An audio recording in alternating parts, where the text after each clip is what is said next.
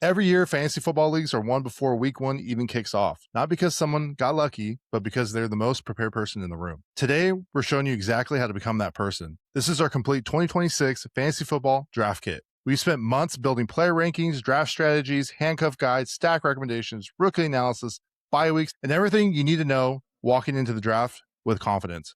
Whether you're brand new to fantasy football or you've been playing for years, there's something in the sky that's going to help you win more games this season. Let's get into it.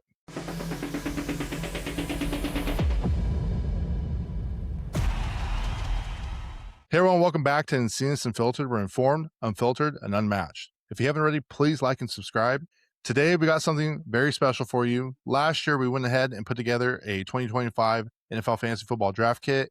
This year, we decided to bring it back again, but we made it way more in depth. It was a lot of hard work. I want to thank the boys here for helping me out with it, but it is absolutely going to help you win your league this year. So a couple of housekeeping things before we move on to our draft kit. At the end of the month, we're going to be planning a community mock draft. So if you are interested in that, let me know. I think we're only going to do like 10 people. I may do up to 12 people. The goal is to make that into a league.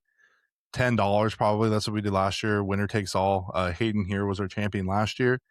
So if you are interested, I know we are getting quite full. So please let me know and we'll go ahead and put that together. And if you like some of this content, you can check out the Unfiltered Fantasy Football Podcast. It's our weekly fantasy football show that will be starting in September when week one starts. And it'll be filmed every Tuesday evening on YouTube. So you can catch us live at 6 p.m. Pacific time, or you can catch it on Wednesday after it's been edited and cleaned up a little bit. You can check out the show on YouTube. You can listen on Spotify and Apple Podcasts. Also, go follow us on all our social media. It's all at Insenius Unfiltered. You can also check out what we have going on at www.inseniusunfiltered.com. You can check out our latest updates, sleeper picks, and start and sit advice. And just a reminder for those of you who are coming back from last year, all of our starts and sits will be posted on Tuesday night or Tuesday afternoonish with the waiver wire pickups and our weekly rankings. So if you want those ahead of the time, you can go check them out there. That'll help you with the waiver wires that come in on Wednesday. All right, let me go ahead and pull up the kit here. All right. So for some of the people that are new here, they're like, well, what the heck is a fantasy football draft kit? So the kit is designed for both beginners and experienced fantasy football managers that are looking to gain an edge on draft day. So whether it's your first league or you're looking for another championship, this guide is built to help you make smarter decisions from the first pick to the final round.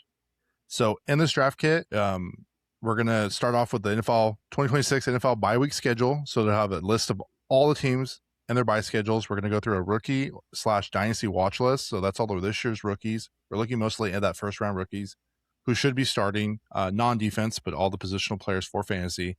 Then we're going to get into our targets and fade candidates. We're going to do some pro tips brought to you by Xavier.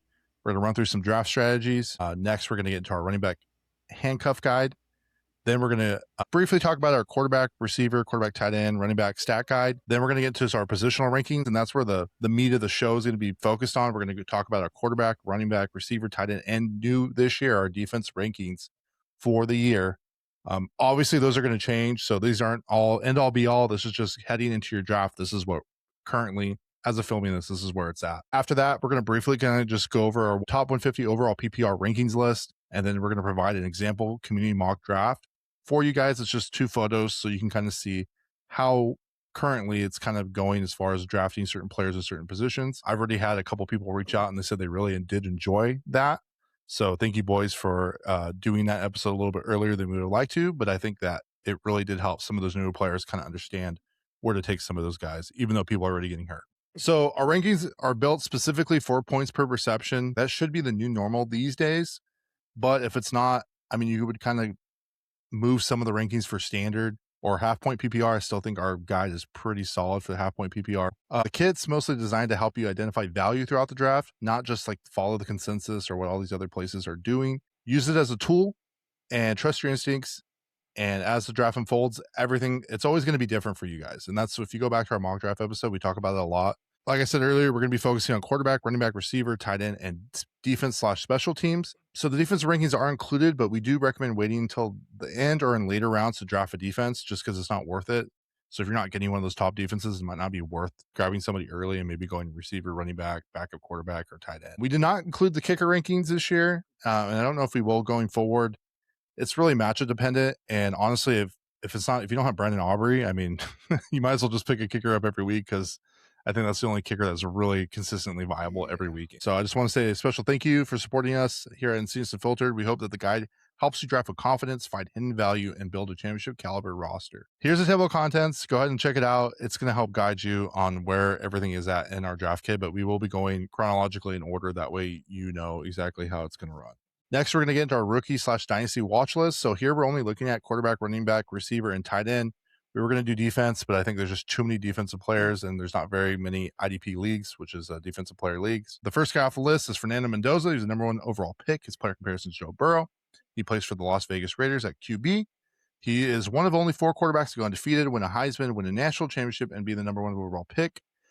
Kirk Cousins is expected to start, and they did come out and say that, so that's been confirmed. So he's mostly a draft priority in dynasty leagues, but I would hold off right now for redraft leagues unless you're in a really big league and you can afford to put him as like a QB 2 or 3 and stash him somehow or some way. Next is Jeremiah Love. He was a number 3 overall pick. His player comparison is Reggie Bush. He plays for Arizona, and he's a running back. So he has all the skills to be a great in the NFL, but he will be in a 3 running back committee. So you kind of just want to be cautious with drafting him. I'm seeing him go very, very high right now. So in redraft leagues, I would kind of hold off and kind of see how that role plays out. We'll see more as the preseason kind of goes through. However, I would say he's a draft priority in dynasty leagues. So the next player is Carnell Tate. He was a number 4 overall pick. His player comparison is Cooper Kupp. He was drafted by Tennessee. He was the 3rd best receiver in the draft by the experts, the 2nd best receiver on his team in college. It's the truth. But Tennessee has made a lot of changes to help Cam Ward succeed, but be cautious. We still got to see what's going on there. They have a new head coach, a new offensive coordinator. But I do think he's a good pickup for your dynasty leagues and to draft as like a 3rd receiver or a backup in redraft leagues. Next, we got Jordan Tyson. He's number 8 overall pick. His player comparison is George Pickens. He plays for New Orleans. He's a receiver. He was the 2nd best receiver in the draft. He does have some injury concerns because he did tear his ACL in college before being drafted. As of today, I don't think he's participating in training camp quite yet. He should be receiver 2 next to Chris Olave on his team. And Tyler Shuck did have a lot of promise last year. So I would say he does have some fantasy upside, but kind of just keep an eye on him. I wouldn't draft him very early, but he is obviously, all these guys are pretty good candidates for your dynasty leagues. Number 13 overall, we had Ty Simpson. He's a quarterback for the Rams. This was a weird one, right? We didn't expect this to happen. He should be a backup, barring Matthew Stafford gets injured, but he should be a pretty decent dynasty league ad in the event that Stafford, retires this year and or next year, and you can have a pretty decent, hopefully decent quarterback with Sean McVay there. I wouldn't draft him in redraft leagues though, so I would kind of leave him. Don't touch him. There's no reason for that. Next, we have Kenyon Sadiq, number 16 overall pick. His player comparison is Vernon Davis. Love me some Vernon Davis. New York Jets is the team that he got drafted by. He plays tight end. He ran a 40-yard dash. He has elite pass catching and aggressive run blocking. I think he's great for dynasty leagues, and I think he can be a sneaky good tight end for redraft leagues. But I think as of right now, there's 10 better tight ends currently. So I would kind of just grab him as a tight end 2, and you kind of just hope and pray at this point. Next, we have Mekhi Lemon. So Mekhi Lemon, number 20 overall pick. His player comparison is Amon-Ra St. Brown. He was drafted by Philadelphia as a receiver. He is the number 1 receiver in the draft. He's primarily a slot receiver. He only dropped 3 balls in 3 seasons in college, and that's pretty crazy, honestly. He's a polished route runner, and he can create separation and man his own coverage. He was drafted to replace A.J. Brown. I don't know if he's going to have that kind of production there, but he's a great dynasty league ad, and I would say he's probably like a receiver 3, maybe receiver 4 in your redraft leagues. Next, we have Casey Concepcion. He's number 24 overall pick. His comparison is Brandon Ayuk. I don't know if anybody wants to be compared to Brandon Ayuk these days, but that's his player comparison. He was drafted by Cleveland, Hayden's team here, as a receiver. He averaged 15.1 yards per scrimmage and led his team in receptions and receiving touchdowns in college. His hands are a little questionable, and it is a sticking point, and that's kind of why he fell a little bit in the draft. But honestly, the quarterback play for the Browns is kind of what's going to determine whether he's going to be good or not. I think for dynasty leagues, he can be an ad, but he's kind of a bench receiver this year for redraft leagues, unless Sanders or Watson can kind of show us otherwise at this point. Next, you have Omar Cooper Jr. He was the 30th overall pick for the Jets. His player comparison is Rashee Rice. He was the 5th best receiver in the draft. What's nice about him is he lines up both in the slot and out wide. He threatens with his vertical presence. He has separation issues in man coverage. So he's a good candidate for dynasty leagues, but just like Casey Concepcion and the fact that he's on the Jets with Geno Smith, I would kind of either not draft him or leave him as a bench receiver in redraft leagues, depending on your league's size. Last, we had Jadarian Price. He was a number 32 overall pick. His comparison's Rico Dottle. Pretty good. He did pretty good last year.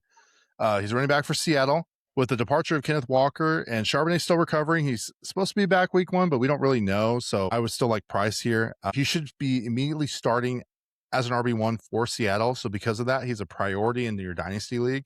And also, I think he can be an RB2 sleeper in your redraft leagues. Kind of pay attention before you draft to see how that goes. But he should be a really good sneaky sleeper pick that you could probably start in your flex spot or as a running back too if you absolutely need to. All right, Hayden, you got the floor. So the next thing that we're going to be talking about in the draft kit is targets and fades. Guys that exceed ADP, which stands for average draft position. Those are guys that are really high in drafts or could be really low in drafts. Just depends on how they fall on your ESPN or your sleeper leagues, their rankings. So we're looking at our targets and fades. Starting off with our first target is Jackson Dart. We got a new coach, John Harbaugh. That's great to get a rookie quarterback well developed. Additionally, this is a dual threat quarterback. The reason why he's a target is because he's being drafted underneath a bunch of the starting caliber quarterbacks, your Josh Allens, your Lamar Jacksons, your Joe Burrows. This is a dual threat guy that's getting his top wide receiver back, his running back back. It's a brand new head coach, so there could be good draft capital there. Our next target is AJ Brown. Brand new team, going to be the number 1 receiver there, going to be getting a lot of targets, a lot of looks, could be very beneficial towards him. Our next guy to look at is Nico Collins as a target. Similar to Jackson Dart, there's a lot of guys being drafted above Nico Collins. Guys like Drake London, Rishi Rice. We could be expediting good value with a guy like Nico Collins in your draft. With all these targets and fades, this does not mean go out of your way to go draft them when you're on the clock. We're looking to draft for the most upside at that given point. Our next guy that we're going to be talking about is Devontae Smith. AJ Brown was the wide receiver 1 at Philadelphia. He is no longer there. It is now Devontae Smith's role. And Devontae Smith you can get him at a very good price for a good quality wide receiver 1 and a good offense. Our next guy that we're going to be looking at is Sam Laporta. David Montgomery is now gone, so some of those goal line looks could be coming to Sam Laporta that we saw in his rookie season when he really broke out. Cam Scatterbo, he got hurt. There is injury risk there, along with the guy that we mentioned with Dart, his teammate. However, when Cam Scatterbo was playing, he was absolutely murdering it. He was putting up massive points, and this could be a really good potential low-end running back 1 for your team. Jalen Waddle, he's on a new team, a better offense than he was in Miami. Bo Nix is going to be throwing him the ball, and they're going to be scoring a lot of points. Brian Thomas Jr. Now, this is a guy that we looked at last year and was going in the first round. Okay. I'm not saying to go grab him in the first round this year, but where he's being drafted right now is really low, very low. So you could potentially have a league winner in the later rounds by drafting Brian Thomas Jr. Our next guy that is a target, we have Jadarian Price. Kenneth Walker is no longer a part of the picture for Seattle. It is Jadarian Price's role. I know that we just got news after our mock draft that Charbonnet could potentially be coming back. However, like we talked about, he is coming off a ACL injury, and that's going to be a slow ramp up to make sure that he's okay and we're not risking re-injury. So it's Jadarian Price's backfield and could have high upside right there. Next guy that we have as a target is Jawan Johnson. This is a guy that really showed a lot of upside when he was playing with Tyler Shuck when he came in at throwing him the ball. Tyler Shuck likes to air the ball out, and this could be a guy that we could potentially target as a later tight end if you haven't gotten one that still has tremendous upside. Now, these next 2 guys, there's only one man to tell you about how good they are, and that is my boy Xavier. So, Xavier, I'll give you the floor. What an honor. What an honor. So with these 2, with the targets, we're going to look at Cam Ward. Obviously, we're not drafting, this is the one time I'll be realistic about the Titans here. We are not drafting Cam Ward early on at all. If anybody does that, just don't even think of them as a threat, to be honest. But Cam Ward is a solid bye week quarterback. I would say probably going to do well, better than projected, right? Which is what this list is. Mhm. So, when you draft your starting quarterback, just take a look at their bye week, see where Cam Ward's looking. The Titans have a little bit of an easier schedule this year, so just check him out, see where he might be going during that week. But Cam Ward, if you're in a really big league or a deep league, Cam Ward would be a pretty good one that you could probably get at a lower round. Your next one is actually someone that I will be delusional on, that I am much higher on, which is Wan'Dale Robinson. You should be able to get this boy at a very, very low price, deep in the draft. People probably forgot all about him. Don't even know he's on the Titans. So you should be able to sneak him through. He was a wide receiver 14 last year. So something that you should keep an eye on in the Dable offense, which he's in Tennessee, and had an injured Jackson Dart throwing to him. So having a healthy, better quarterback in Cam Ward should be able to actually let him sneak through. Might end up being a little bit of wide receiver, sneaky little wide receiver too. Maybe solid flex position if you're going the wide receiver hero route. Might be nice there in that little flex spot. It's wild. Yeah, I don't know if I would Watch ever when I'm draft right. Wan'Dale Robinson. I Watch didn't even when know I'm he right, existed. boys. Anyway, Watch when I'm looking right. at targets, and now we're gonna look at our fades. These are people that are getting drafted really, really high, but we could potentially be looking for better options, and there's a lot of risk involved with these players. Our first fade is Ashton Genty. I get that they get Fernando Mendoza, and there's a lot of hype around the Raiders that they're going to be this brand new thing. Guess what? They got Tyler Lindenbaum for their O-line, and their situation has not changed. Ashton Genty is getting drafted extremely high, and for the price that you have to pay for him to return on that average draft position is astronomical.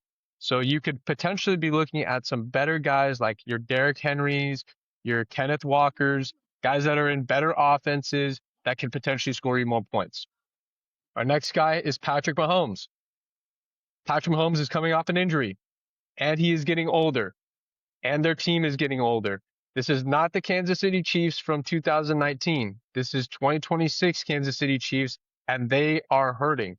Okay, which brings us to our next guy, who is not only dealing with injuries but also legal trouble, is Rishi Rice. Okay, this guy is getting drafted pretty high. I'm not saying not to draft Rishi Rice because he is a very good receiver, and when he is on the field, he does score a lot of fantasy points. However, we could be looking to guys that are being drafted ahead of him that we could be potential league winners. Our next guy that we're going to be talking about that's a fade is Devon Achane. Achane is the only beating heart of the Miami Dolphins. Tyreek Hill is gone. Jalen Waddle is gone. Concussion Mantua is gone. And now we have Malik Willis throwing the ball to us. All of that just screams disaster. We don't want to touch that no matter what. If somebody wants that, let them have it. They can have it for a bag of potato chips and maybe a Capri Sun. Breece Hall is our next guy that we're going to be talking about. Throw him in the Pacific cooler. Oh, man. You know what? No. Hey, they don't even get the Pacific cooler, bro. They get the cherry. No one wants the cherry. The wild Come cherry. The next, all right.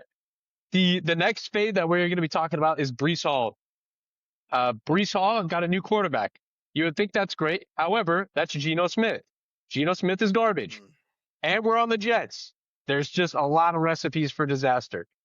If you need a guy, you got to be really trying to sell me on drafting Breece Hall here when you could go a different direction for like a Javonte Williams on the Cowboys who's going to be scoring a bunch of fantasy points. Our next guy that we're going to be talking about, which we had Jackson Dart as a target. However, Malik Neighbors is getting drafted extremely high. I understand that he is the wide receiver 1 for New York. However, coming off a nasty ACL injury, we don't know if he re-injures. What's that going to look like? You don't want your number 1 wide receiver to have a bunch of question marks when we could be looking at guys like your Nico Collins, like your Drake Londons. There's better options to go. You don't want to be wasting high draft capital on a guy that is a lot of question marks. Our next guy that we're going to be talking about is Garrett Wilson. Similar to Breece Hall, we have Geno Smith throwing us the football.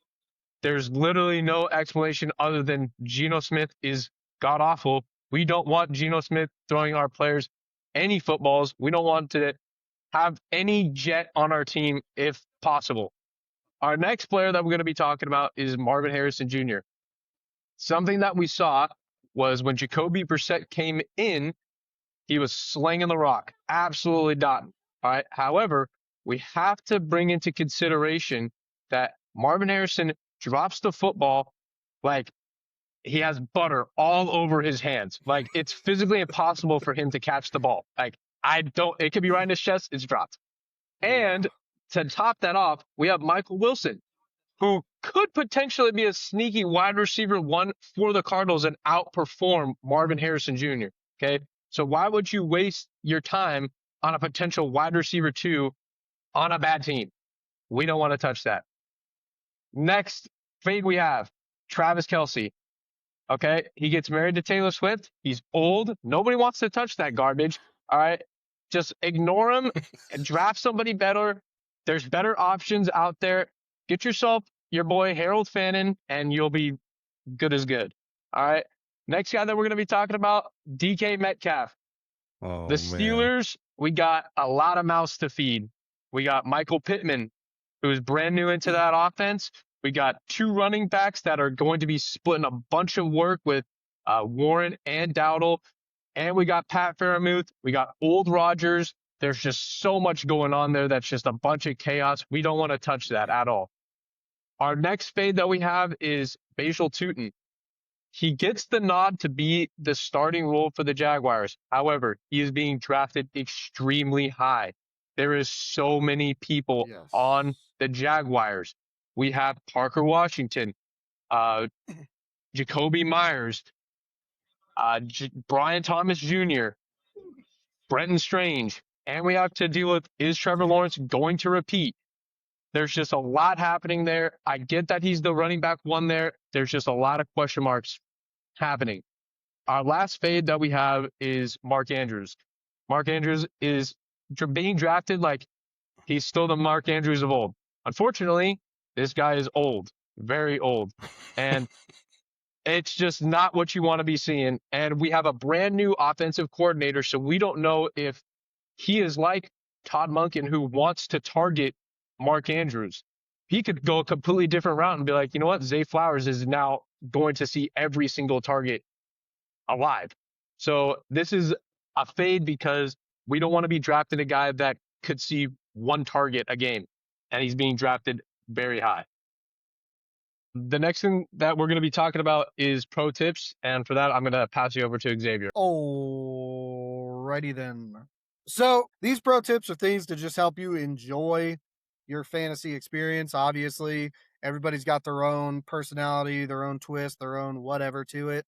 But these are things just to help you kind of remind for the veterans of old and to the newer players, something to just consider as you're going through your season. And honestly, as you're halfway through your season, this probably wouldn't be the worst thing to just double check back onto and just kind of remind yourself that, it's going to be okay. It's going to be okay. So the number one rule here is draft for value, not for name recognition. We had the great scandal of the Justin Jefferson last year. And we want to try to not repeat that. Make sure that you're drafting for what the player is and not for their name. Okay. As as in even some of the fades that Hayden pointed out, Devon Achane, for example. Great name, great player, if he was in the right situation. He's not in the right situation right now. So we're not drafting that boy high. It's unfortunate. It's really crappy. It's no knock at what the player is. It's just a knock at the situation that they're in. So please keep that in mind as you're drafting, and really, really, really understand the value of the player and the situations that they're in. Next, number 2, you need to target those dual threat quarterbacks. You really need to, because you're going to get those extra points that is going to make all the difference, because we have all been in those situations where we lose by 0.05 or 0.03. We have all been in those situations where that little 3-yard rush by that quarterback would have made all the difference in the world. So dual threat quarterbacks are definitely top tier. They are the ones you need to be targeting. Obviously, we're not targeting them at an outrageous type of round unless you're in a super flex or something along those lines, where quarterbacks are more highly valued than what you would be in just a single normal standard type of league. Obviously, you're not going to draft them high, but something to look a little bit more forward to would be those quarterbacks that you think might develop into that kind of dual threat, like Jackson Dart. Nobody really thought that he would end up kind of being a little bit of a dual threat. Cam Ward in this new offense might be one of those situations, might not though. So obviously draft them respectably, referring back to our step 1. Number 3, don't be afraid to reach for upside late in the draft. It doesn't hurt, because once you're past round 7, round 8, everybody's shooting for the stars anyways. So it doesn't really matter, to be honest. Right at that point, everybody's a luck of the draw. For example, last year, I got Javonte Williams in round 15. That's how crazy it was. I got George Pickens in round 9. It's a shot in the dark, boys. We're all shooting for it. We're all hoping for the best when we do it. So don't be afraid. That level, that point is really when your football knowledge or what you think is going to happen is really going to shine. So feel free at that point to just shoot for the stars, go for the upside, go for what you think might be good, and prove to everybody why you know what you're talking about when you sound crazy on a podcast. Okay. Number 4, monitor training camp buzz and preseason usage. We all understand preseason is boring. Nobody really likes it. I don't sit there and watch football and get all excited when I'm watching a third stringer special teamer out there, playing the game of his life. I don't care. I really don't. And no, neither does anybody else, okay? But realistically though, you need to monitor that buzz. You need to monitor obviously injuries, but you need to see how players are trending. And you need to understand that preseason are times for backups to get their time to eat. So it might be good for you to pay attention a little bit to see how that handcuff is doing, or how that guy that you're thinking in that late round is playing in the preseason, to see if he might be worth going for. So just something to kind of really think about. Number 5, draft evenly. Collect as many superstars, right, as I call them, in every position as possible. Having security in your number 1 spot is a nice thing throughout the season. It's really nice to have the Justin Jeffersons, now that he's in a better situation, the Puka Nakuas, the Jamar Chases.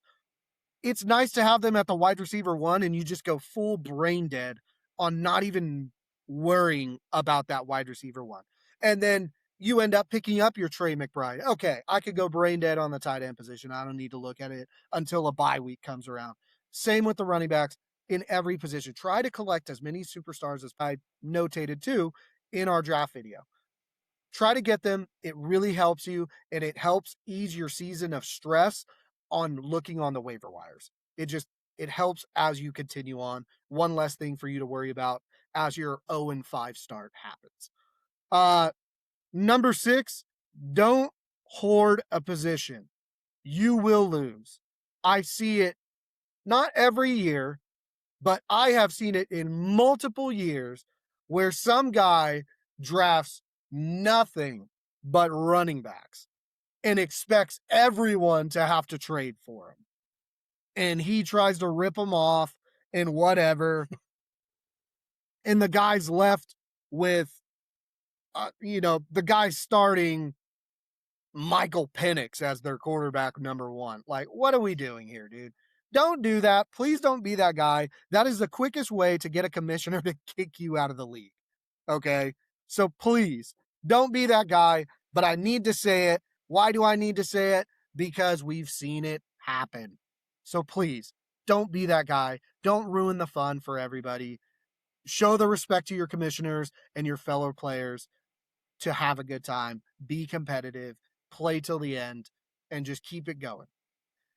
Number 7, take chances on rookies, okay? But don't be afraid to take a rookie in any round. Once again, though, as a disclaimer, within reason, okay?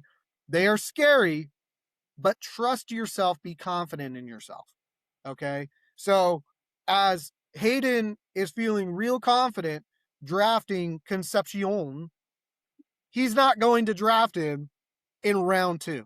Okay, that's just not realistic, right?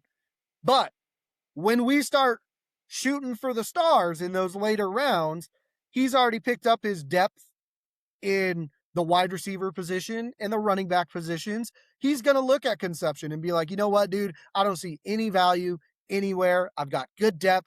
Now we're just really taking shots. I'm going to draft my boy. Okay, so don't be afraid to feel confident in what you know about your team and what you believe in your rookies.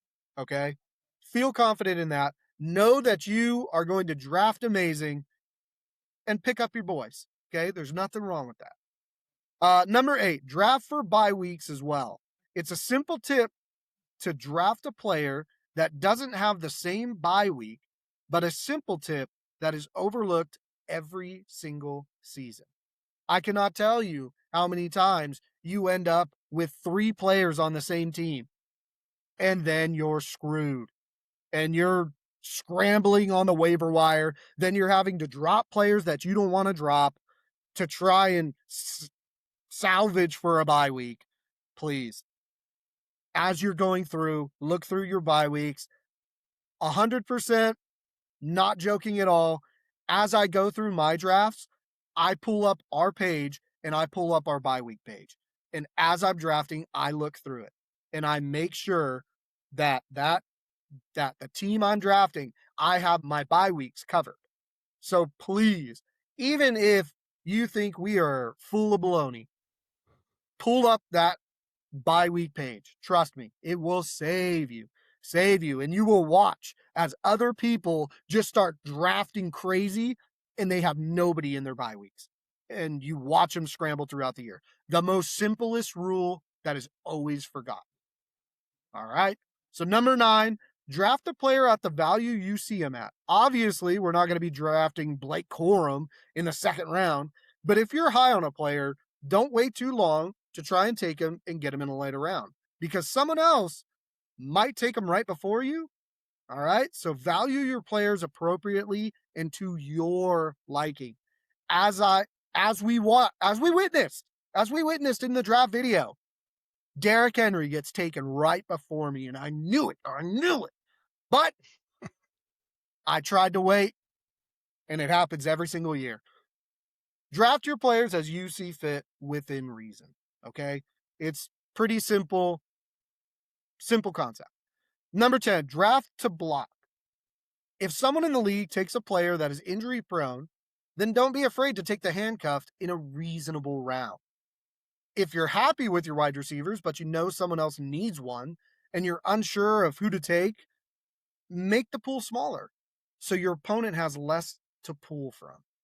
Okay. So obviously, if I'm drafting Christian McCaffrey, right, I'm not going to draft, the guy before me takes Christian McCaffrey. I'm not going to draft his handcuff right after, because Christian McCaffrey's going in the first round. I'm not wasting my first round pick on that. Like, what are we doing here, boys? But what I mean is once you start to get around that 7th, 8th round, feel comfortable doing it. If you feel comfortable doing it at your depth, at where you've got, then go that route. Then nonetheless too, if your depth is good and all of your players, your roster is solid, go ahead. Draft what you know your opponent needs. There's nothing wrong with that because you'll find somebody in there that you find as a gem. So handle it. Number 11, and this is the most important rule. This is my most important rule. This is the most, if you don't listen to anything, listen to this one. Okay? Have fun. Have fun. That's what fantasy is for. Have fun. Right. It's a game. It's a game. It's a game here, boys. All right? Remember not to take things personal or let ego take over. We respect the commissioner's rules and the players in the league. If you can't, because you're not happy with the rules or with the league, then bite your tongue, finish out the year, and you can win it all with the middle fingers out as you get kicked from that league. Go ahead, boys. There's nothing wrong with it. Okay? But have fun. Have fun. Okay? That's the whole point of this. Everybody's playing it because we're competitive. We love football. We love the thought of it. We like to think that we know the best. But you got to have fun, dude, because then what are you paying for? What are you even playing for? You're playing just to stress yourself out every single week for no reason. Have fun with it. Have fun with the boys. Talk some crap in the chats. Talk some crap during your drafts, but have fun. Okay? Please, please, for the sake of Jeebus, have fun. Okay? Number 12. This is a huge one for me. This is a very big one. Have draft parties. Obviously, doesn't always work out, but if you haven't been to a draft party where everyone can attend, you all eat, you all drink and draft together, it's amazing. It's like attending a professional sport event. You don't really understand it until you go. And then you realize, okay, this is what they mean. This is what they mean. Draft parties are amazing. They're super fun. That's when number 11 really kicks into gear because you're talking crap with the boys. You're having fun. Or girls, with the boys and the gals, whatever. There you go. But you're having a good time. You're having a good time. Everybody's laughing. Everybody's making fun of the guy that's drafting nothing but running backs. You know what I mean? We're all making fun of them. It's a good time. You know that, the 49er fan is going to pick up CMC. We all know it, right? And everybody in the room's just clowning him. The guy ends up picking Shador Sanders number 1 overall. You just wonder why. It's a great pick. There's always one. There's always one. There's always one. But go, if you can, when you guys set up the league, when you guys do it, even if your league is old and you guys have always just drafted on your own, give it a shot one time. Just give it a shot one time, and I promise you, it'll be the funnest thing you've ever been a part of. Ends up being a tradition. And if I'm the guy to help you start that, I will hold that mantle with pride. Next, we got our fantasy football draft strategies. So you can actually go here on our draft kit. It starts at page 7. I'm not going to go overly in depth with it, but I kind of do want to talk about some of the more popular ones, some of the ones that I enjoy personally. So some of the main ones you're going to hear hero. And when you think hero, you're going to be like, well, what do you mean by that? So there's hero running back and there's hero receiver strategies. So when you hear hero running back or hero receiver, that means you're going to secure an elite receiver or elite running back. In this case, we're looking at the running back, but it works for both strategies. So you're looking at a running back in round 1, in round 2 to 5, you're looking receiver, tight end, QB, or receiver. In round 6, you go running back. These are pretty easy to do. And the same goes with receiver, where you're going to grab that receiver first and then look to fill your running back. But like we talked about in our mock draft episode, it all kind of depends on where the draft is going and what pick you are and what's available. So you might have a strategy going into it, but doesn't necessarily mean that is the time to do that strategy, because if you have pick 7 and the top 3 running backs are taken off the board, you're probably going to need to go receiver at that point, because you don't want to put yourself in a position where you're grabbing a lower tier running back, I should say, and those elite guys at receiver are still there. Next, I'm going to get into the zero running back strategy. This also is going to apply for zero receiver and zero tight end or zero quarterback. And what this is essentially that you're going to ignore whatever strategy you're going for. So you're going to ignore the running back, ignore the receiver or the tight end or the quarterback, and you're going to focus on filling some of those other roles. So in this particular scenario, you're going to be going really receiver focused and not grab a running back until like round 5. It is a little harder to do, and I think nowadays it's not really as useful, in my opinion, with the current state of running backs. There's not a whole lot of them. A lot of them are splitting carries. So I would kind of stay away from this personally. So I already talked to you guys about the hero receiver strategy. So we're going to move on. Same with the zero. Balance. So the balance strategy is actually one of Xavier's favorites. That's where you're going to kind of go running back, receiver, receiver, running back, or receiver, running back, receiver, running back, depending on the value. We always keep talking about the value. So depending on the value, it's really easy to do. It's just you're going to constantly fill out that team that you see as you start drafting your team. You're going to kind of keep it balanced. So the next one is the elite tight end strategy. I don't see it a whole lot, but it kind of, like I said, always depends. It depends on what is available, how big your league is, and what your pick is. So typically you'll go receiver or running back first round, and then the second round, you're going to grab an elite tight end. And when I say an elite tight end, I'm talking about 2 very specifically, and that's it. You're going to grab Brock Bowers or you're going to grab Trey McBride. That's it. If those 2 guys are gone, you're not picking them up. It's not worth it, and I wouldn't even touch it. So like I said, it all depends on where you're at in your draft, and your strategies can be changed throughout the draft because it really just depends on your pick. So don't go into one draft thinking that you're going to ride this certain strategy because it's not going to work. You got to kind of be flexible, and you have to adapt as you're kind of drafting your team. So this next draft strategy is my personal favorite. It's a zero tight end strategy. So basically what you do is you're going to not draft any tight end until the very end. So you're not going to get your top 2 tight ends, and that's okay, but you're going to prioritize that running back and receiver position. The reason why I always like to do that, unless I can get a really good value spot for the tight end, one of those top 2 guys, is that the difference between like tight end 3 and tight end 15 is so close that it's almost not even worth spending that pick to go get that tight end, because the value of that player is going to be it's so close that you can go get a better running back, a better receiver, maybe a decent quarterback, like an elite quarterback, rather than going to go pick a tight end that's, they could be good, like a Harold Fannin, but you just don't know what's going to happen with the quarterback position yet. So it's more of a risk when the value is so similar. So I know I've won championships and I've won different leagues, and I for sure have made playoffs by using this strategy. So it's really easy to do. And like I said, it all depends on where you are drafting at and the value of what's available to you. Elite quarterback, we kind of talked about it a little bit, but essentially you're just drafting a elite fantasy quarterback. So you're looking at your Allens, Lamars, Jalen, Joe Burrow, guys in that category, maybe in Jaden Daniels if he can return to form.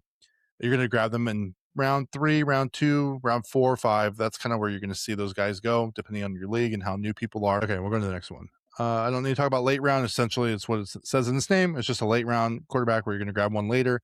That's so you can prioritize your running back, your receiver, and your tight end. Some of the bonus strategies, I'm just going to kind of name them off. You can go double running back start. That's where you go running back, or as it's known as double hero running back or double hero receiver. That is also a great way to build your team. And just like I said, it really depends on what's available at that time. And if you're not sure what I'm talking about, go back to our mock draft episode. We talk about that in detail of what you should do depending on what is available at that specific moment. Next, best player available. This is honestly what a lot of people do. This is kind of what the computer will do if you're auto drafting, where it kind of just sees your team and says, okay, well, I need a running back. This is the best one on the board. And that's what they're going to take. So kind of think of it like that. Stacking strategy, which we'll kind of get into a little bit later. That's where you're going to go, oh, well, I have Joe Burrow, or I have Jamar Chase, and you see Joe Burrow there. You see Jaden Daniels, and you're like, oh, well, do I risk getting 2 guys on the same bye week? Oh, but if I have Joe Burrow and they have Jamar Chase, well, 1 + 1 = 2, right? Because they're both going to be getting points if one throws to the other one for a touchdown. So that stacking could be very beneficial depending on what the team is. Handcuff, Xavier talked about it for a little bit. Essentially, you're just grabbing a backup elite running back just to make sure, in the case of like CMC, if he gets hurt again, you have somebody there to kind of help in case he does get hurt. The last one is an upside bench strategy. Essentially, I think everyone does that. You're grabbing these high upside, really risky players, like your Michael Wilsons from last year, where they kind of end up working out, and it's good for you to have them on your team, but there's a big upside on your bench. I'll give you an example. Jameson Williams. He's going to get you 5 points or he's going to get you 30 points. That's the kind of guys that you're looking for on that bench is a high upside. The last thing I want to say is that none of these strategies are foolproof, and I kind of repeated that multiple times throughout that. You kind of need to understand these strategies to kind of have an idea in your head of how it's going to go, but you really do need to adapt because every draft is going to be different. If Hayden, Xavier, and I did 10 mock drafts, my strategy is going to change every single time because my position and my pick are going to be completely different, and the way that people are coming off the board is going to be different. So this is more of a way to kind of just help you understand and kind of help guide you in a way to maybe draft a little bit better that'll kind of help you throughout the season coming up. So next we have our running back handcuff guide. So as a caveat, this isn't all inclusive. I'm just highlighting some of the backup running backs that I believe have the best combination of upside, opportunity, and fantasy value if the starter ahead misses time. Not every backup running back is worth rostering because sometimes you're going to have a committee. Sometimes they get hurt. So I know Xavier kind of talked about maybe grabbing some of those guys, and it's okay to grab them. But honestly, sometimes those handcuffs are those guys that you're getting rid of so you can have a backup defense, or you can have a guy who gets hurt and you need a backup running back. So some of the prominent guys that you kind of want to grab their backups or their handcuffs: Jameer Gibbs, you want Isaiah Pacheco. Bijan Robinson, you want Brian Robinson Jr. Christian McCaffrey, you're probably going to want Kalen Black since Fred Warner broke Jordan James's ribs or fractured him. Kyron Williams, you do want Blake Corum. Jadarian Price, you do want Zach Charbonnet. Jeremiah Love is a weird one. He has Tyler Algier and James Conner there. I don't know if I want any of them. I would kind of stay away unless in the preseason or during the season there's a prominent, hey, this is the backup guy, then maybe you can kind of shift. DeAndre Swift, you want Kyle Monangai. And as I'm kind of looking through, some of these guys are all split in time, so I'm not really going to worry about it. But this list is going to help you kind of identify who are some of those more prominent backups and help you during the season grab them, or maybe the last round of your draft you can pick up somebody. Next, I have the player stat guide. So originally I was going to do this where I was just going to put a couple of teams, but I ended up doing all 32 teams. So my caveat for this is that you probably shouldn't be stacking Browns players. I hate to beat the dead horse at this point, but you really shouldn't unless we see Sanders or Watson or whoever the quarterback is kind of show us something different. But it's more to serve you as a guide of the running back, receiver, or tight end, because it kind of just depends. If they're a running back that's PPR, you're probably going to see them on this list. If they're not, they won't be on here. But you can see who's on which team, and it kind of is just going to give you like a little bit of an easier guide to understand. If you are going to stack, this is where you would look. So the guide focuses on player stacks that I believe offer the best combination of upside, consistency, and league-winning potential. Player stacking, drafting teammates who benefit from each other's success, such as quarterback and running back or receiver or tight end. It's mostly receiver or tight end. It can help increase your weekly ceiling. However, it can also hurt you if they don't score touchdowns, so kind of be aware of that. I did rank these from best to worst in my opinion, but like I said, this isn't an end-all be-all guide. This is just currently right now. So an example would be like Joe Burrow, Jamar Chase, Josh Allen, DJ Moore, Dak and CD or George Pickens, Stafford and Puka or Devontae. So those are the kind of guys that you're looking for, and when you're identifying what player stacks that you want. So you can go ahead and go to page 19 and 20 on our list, and you will see what those players are. And if you see an NA, that just means that it's not available. I don't like anybody else on that team. Or if you see in this case where for the Commanders, just because I really don't have any faith in them right now, we'll see how Jaden Daniels looks. I put Brandon Ayuk question mark. We don't know. We don't know if he's going to be there, but in the off chance that he is, he honestly, I wouldn't mind picking him up off the waivers just for a shot in the dark. I mean, it doesn't hurt. Okay. So next we got our 2026 PPR quarterback rankings. So the way that we did this is that I made a list, Xavier made a list, Hayden made a list, and then we had 3 members of our community whom I trust. Bobby, one of my league winners, Nate, a friend of the show, and Marsh also was a part of our community mock draft last year. Very high level players that have played for quite a bit. So I felt very good about their rankings, and also it's going to help our average ranking. And the average ranking is essentially everyone's scores put together to make that final score and amount. And that is how they are ranked. So not one person making the team at rank 10 is going to severely affect everything, right? Because we have a pool of 6 people. I think eventually we'll make it a little bit bigger, but for this year, it was 6. It was better than the 3 that we did last year. So we're doubling and we're moving up here, boys and gals. So first, we all consensus, Josh Allen. I think that's pretty standard. Josh Allen is the number 1 fantasy quarterback that you would want. 2 is Lamar Jackson. 3, Joe Burrow. 4, Jalen Hurts. 5, Dak Prescott. 6, Drake Maye. 7, Jaden Daniels. 8, Caleb Williams. 9, Matthew Stafford. 10, Justin Herbert. 11, Patrick Mahomes. 12, Bo Nix. 13, Brock Purdy. 14, Jackson Dart. 15, Jared Goff. 16, Trevor Lawrence. 17, Jordan Love. 18, Baker Mayfield. 19, Sam Darnold. 20, Kyler Murray or JJ. I mean, mostly it's for Kyler. That's kind of how we feel that it's going to be the starter. That's how we have him. But there still is a good offense there regardless. And if JJ can figure it out, I think that's a good ranking for him. 21, we got CJ Stroud. 22, Daniel Jones. 23, Tyler Shuck. 24, Jacoby Brissett. 25, Bryce Young. 26, Cam Ward. 27, Malik Willis. 28, Aaron Rodgers. 29, Kirk Cousins Mendoza. Kirk is starting, but Mendoza might come in the second half of the season, so something to monitor there.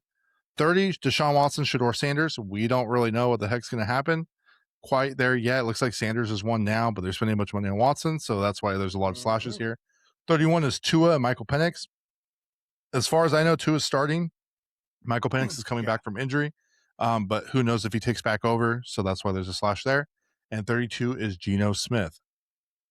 So as far as like big discrepancies, I think the first one I think we should talk about, well, Nate's not here to defend himself, but Nate put Joe Burrow at 10. I don't know what he was thinking there, but Joe Burrow's still number 3. That's why we have 6 people polling here. I think I don't want to speak for him, but I think if someone does get hurt, it's always Joe Burrow every year, it seems like. So I can see maybe that's where his thought process was. I don't want to assume, but maybe he can let us know in the comments and debate there. But since we do have somebody here, Hayden, why did you have Jalen Hurts at 10? Yeah, no, the reason why I have Jalen Hurts at number 10 is, for starters, he lost his wide receiver 1. All right, we lost A.J. Brown. And I know that last year's fantasy performance says that A.J. Brown didn't do well, and that is the truth. However, if we go back just 1 year prior, A.J. Brown was absolutely cooking with Jalen Hurts. There was multiple weeks that he was catching a touchdown, going for like 8 receptions, a stupid amount of yards, and he was cooking. So for me, I don't know if I could although he is dual threat, and we want to target dual threat quarterbacks. However, the guys that I have listed ahead of him are, number 1, in better offenses, have better players around him, and now Jalen Hurts is now dealing with Devontae Smith. Yes, they have played before. However, this is the first year that he is the wide receiver 1. Additionally, I know we have Mekhi Lemon, and Mekhi Lemon has very trusted hands. However, he's a rookie, so we don't know if he's going to be as good as he was in college. That's the hope. That's why you draft him that high in the actual NFL draft. But we just don't know. I feel like there's a lot of question marks about that. Saquon had a down year. Does he bounce back? I'm not sure. The line's getting a little as questionable now. It's getting older. It's getting to be an older team. So who knows? That's why I have the guys ahead of him. That's why I'm at number 10. Next, we're going to talk about Drake Maye. I'm going to go back to Hayden on this one, just because we kind of talked about it in the mock draft episode. So I think you should reiterate and let the people know what's exactly going on with Drake Maye. And then I'm going to talk about Jaden Daniels, and I want Xavier to really explain that ranking, because I think he is more than 10 off than everybody else. I think it's 12. It was the minimum. He has him at rank 20. So, but first, let's get into Drake Maye. Hayden had him at 12. I had him at 6, 10. He ended up at like 7.33. So, Hayden, what's going on with Drake Maye this year? Yeah, like I talked about in the mock draft episode, Drake Maye, right now, if you look at your ESPN or your sleeper leagues, he's getting drafted close to probably the number 4 quarterback coming off the board. And that is just way too high. If you look at the Patriots schedule this year, and you look at the Patriots schedule last year, like I said in the mock draft, this dude played straight bums. All right. Don't look at it. You can look at the schedule. Teams are awful. Teams are god awful. Okay. He literally just had the easiest cakewalk. Like, he could have played with a blindfold on and probably could have dropped 30 points. All right. I'm dead serious. Now we have the hardest schedule in the NFL. To start off, we have Seattle, we have Pittsburgh, we have Jacksonville, we have Buffalo. Like I talked about, his first easy game is Vegas. All right. Then we play New York. 2 easy games. That should be great. Then he goes and plays the Bears. That's tough. That first 7 weeks is just tough sledding. And now we got to ask the guy who played straight bums to perform on an astronomical ADP. which is average draft position, to perform and produce at that high quarterback level.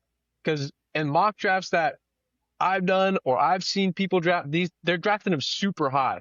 And that return on investment has to pay off in order for you to win fantasy football games. So it's just way too high, really tough schedule. And I mean, brand new wide receiver. I love AJ Brown. AJ Brown is really good. But how is their chemistry?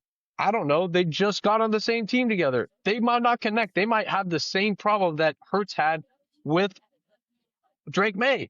So we just don't know. I feel like there's a lot of question marks. Schedule's extremely tough. And I'm fading him. I said it before and I'll say it again. I'm fading Drake Maye. Yeah, I agree 100%. And that's why I want him to go on his rank, because it's good. It's good. Mhm. Drake Maye had the easiest schedule last year. This year it's looking like top 10.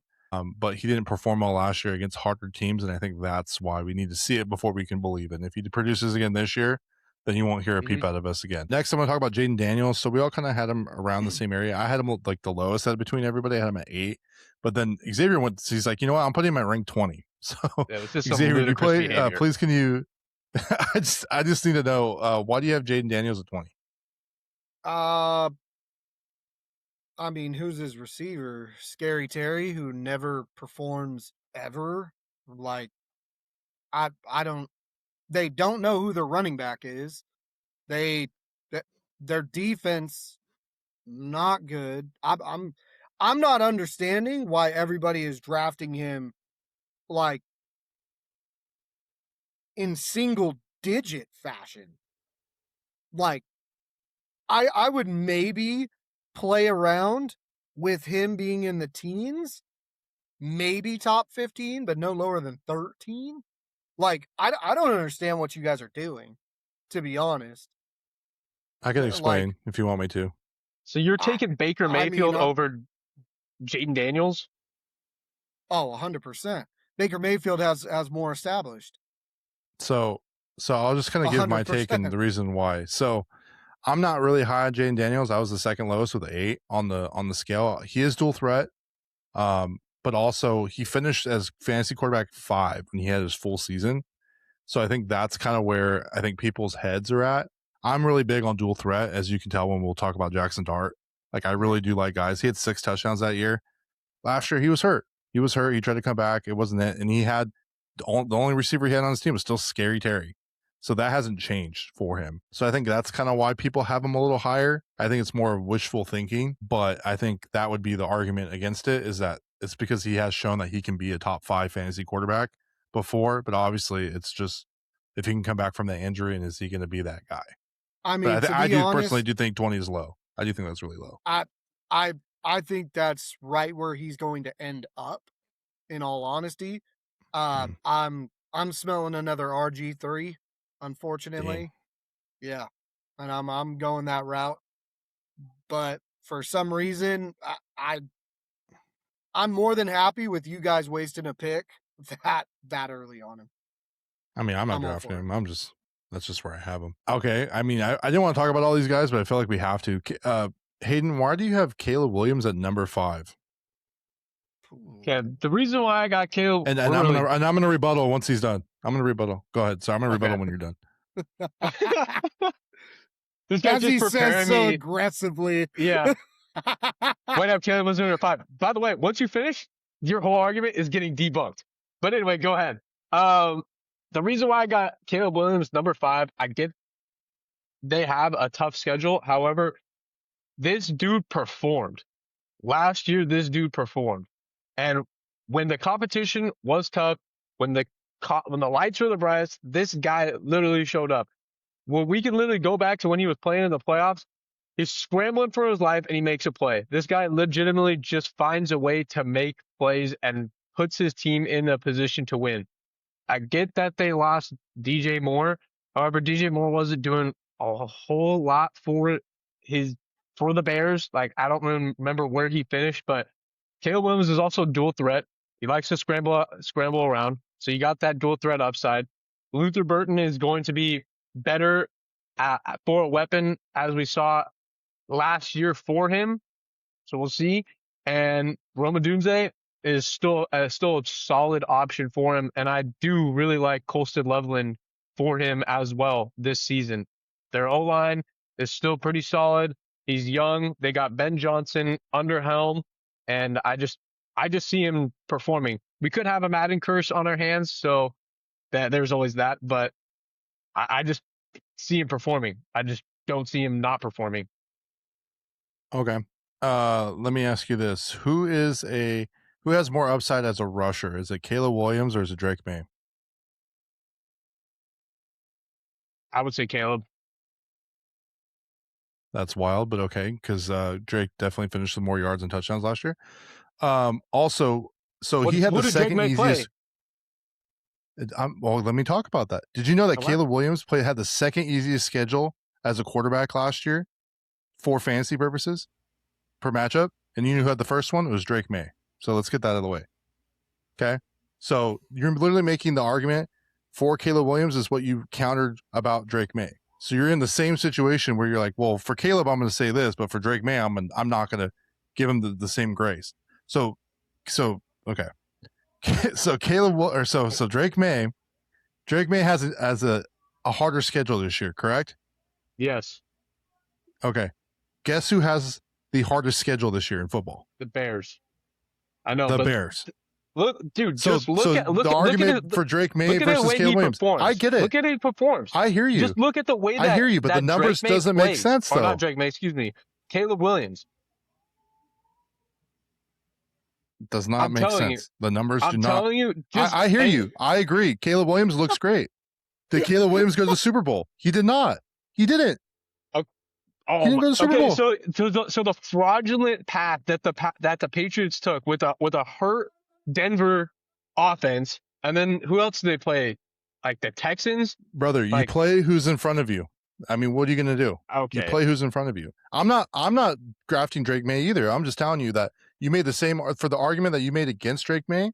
You're saying the complete opposite against Caleb Williams. When Caleb Williams actually has the hardest schedule. Drake Maye, I think, is like in the middle of the pack for strength of schedule this year, from what I've researched. Do you like Ben Johnson or Vrabel? Vrabel. I'm biased. Are you kidding? I think Ben Johnson's a very great offensive quarterback, but I think Vrabel's defensive mind helps that team get more possessions. Opportunities. I will 100% say that I love me a good Ben Johnson offense, though. That boy knows how to bring the best out of everybody. Look at how Caleb Williams played before Ben Johnson got there, and then Ben Johnson gets there, and I hear you. He's slinging it.